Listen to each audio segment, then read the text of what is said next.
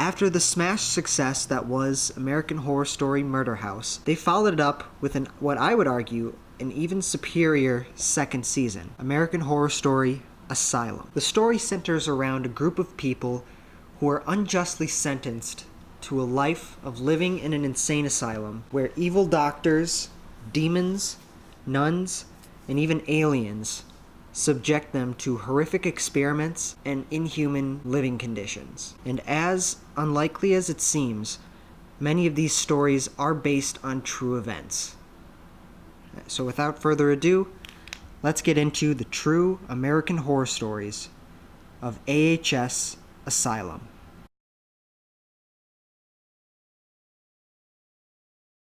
Based on the real-life account by Barney and Betty Hill, an interracial couple who, in 1961, claimed that they were abducted by aliens. This event was used in the show as the inciting incident for the plot. Kit, played by Evan Peters, and his wife Alma are attacked by aliens, and this sends Kit to a mental asylum, as many believe he is the one responsible for killing his wife and is crazy for making up stories of aliens. Needless to say, this is a pretty big departure from what happened in real life, but, I mean, what are you gonna do?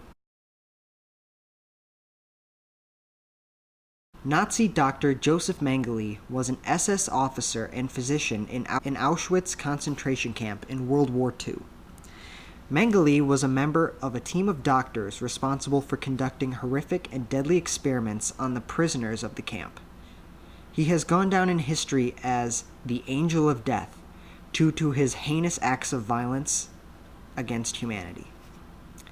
In the show, all the traits and actions taken by Mengele were given to Dr. Arden, the crazy Nazi scientist who turns people into hideous monsters with his experiments. Now, in the show, Dr. Arden is portrayed as being one of the doctors Mengele worked with, presumably. Not Mengele himself, but very similar characters.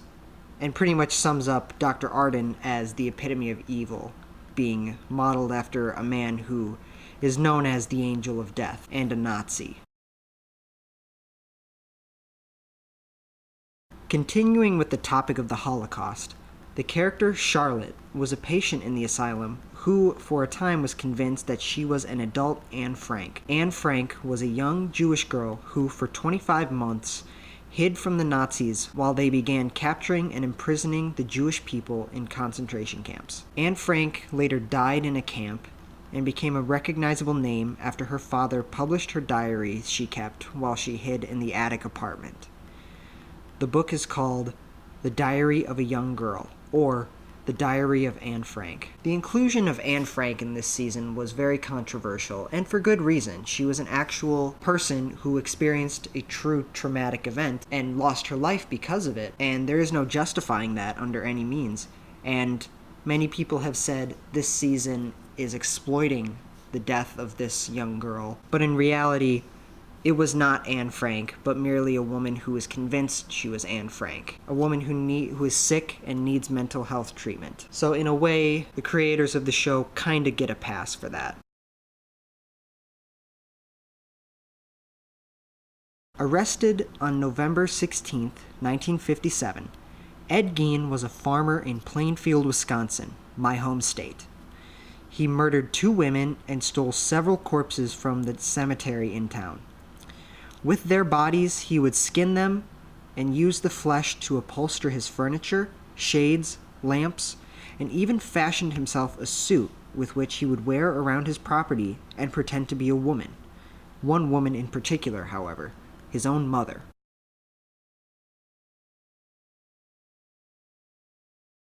Though the body count of his was rather low for a serial killer, his crimes were nonetheless disturbing. The killer in the show, known as Bloody Face, took heavy inspiration from the real-life killer by wearing other people's skin and his life-consuming mommy issues, both of which Gein also had.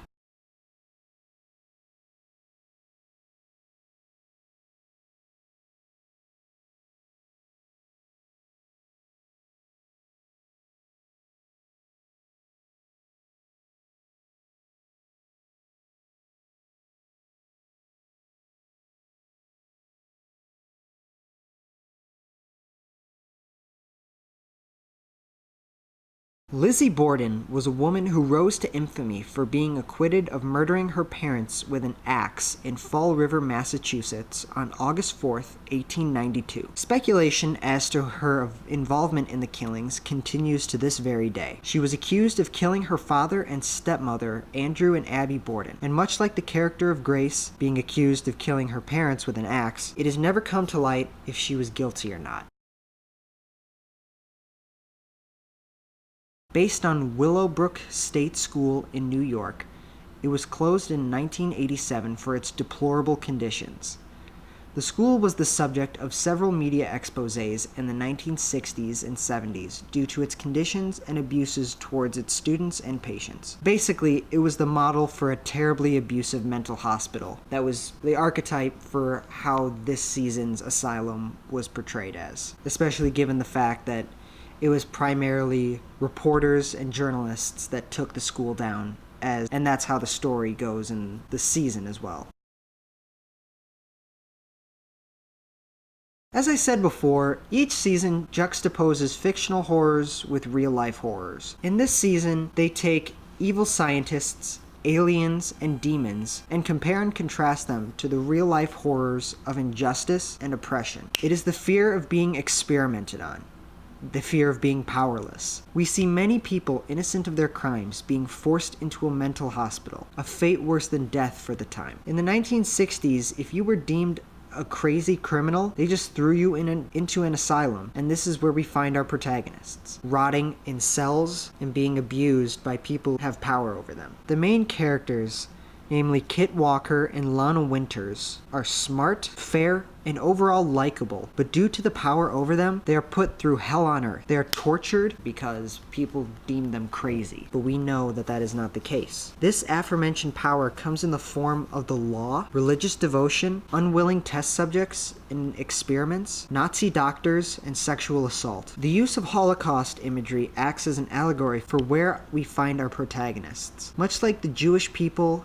gypsies, homosexuals, mentally challenged, and so many more who were forced into inhuman conditions of the concentration camps in Nazi Germany, the marginalized and forgotten people left in these asylums do not deserve their fates. Sure, many of the people in the asylum are criminals and deserve to be incarcerated, but many do not warrant abuse such as this, such as shown in the season. Some are criminals who should be locked up forever, while others are simply just misunderstood souls left to rot in a cell, and some are left ambiguous as to which of those they are. And this is what I like about this season the most, the idea that people can change and grow. Sister Jude's arc in this season is beyond a shadow of a doubt my favorite of the entire show. She goes from being the most despicable human being on the planet to one of the most sympathetic people you will ever see. She deserved what she got, but at the end of the day, she is still human. A human that was just caught up in the power she was given. Seeing her get better at the end of the season was so heartwarming, as she was a person who we have all grown with over the past however many episodes. Seeing the villain become a hero is an incredible arc if it succeeds, and god damn it, did it. The idea of having power over someone is a terrifying thought. Some have political power, others have religious, but when everyone is trying to climb over one another, no one is safe. This is symbolized by the act of Monsignor Howard being sexually assaulted by the demon possessing the nun, demonstrating that even those with the power of God are not exempt from this war of supremacy. People are taken advantage of every day, whether that be politically, religiously, socially, or physically, and we must always work to achieve justice. In this age where people are being held accountable for the crimes they have committed against their fellow people, we must never stop striving for what is right, even if we are faced with literal demons and aliens. We can never give up. There is always a light at the end of the tunnel, and no matter how far away, we must always get there. As I said at the beginning of this review, this is my favorite season. Every part of this season, from the writing to the acting to the cinematography and editing and production design especially, were incredible. At no point did I ever feel like we were in any other time than the 1960s, except for in the end when it flashes forward. Again, this season was very frightening to me. It's not until the next season where I'll get into that later. And I especially loved how it flashes to modern day to explore the mystery of all that, of why Bloodyface is still around, even though he was a serial killer like 50 years ago. One of the things that I was not a fan of at first, but has since grown on me, is the idea that, okay, when comparing this season with the first season, I felt like, at first when I was watching it, I liked the first season more, because in this season it's like,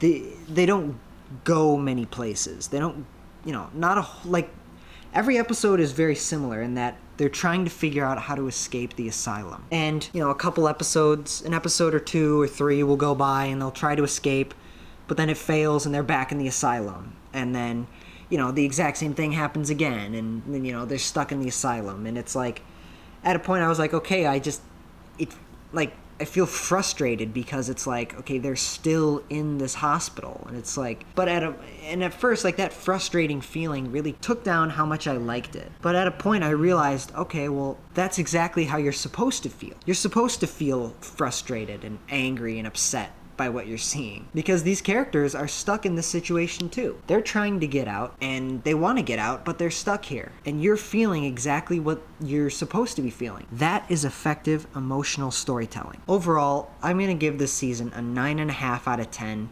It's an incredible watch. It is my favorite season. So far it is Asylum, and then Murder House as my second favorite. I give it a 9.5 because I feel like watching it kind of carries this feeling of frustration, that you're still, the story kind of feels like it's dragging on.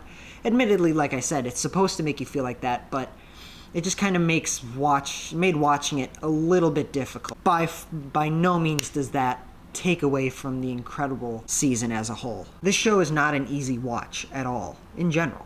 Like, for the faint of heart, or those easily triggered, things happen in this season that are not for you. I mean, a priest gets raped by a nun who's being possessed by a demon.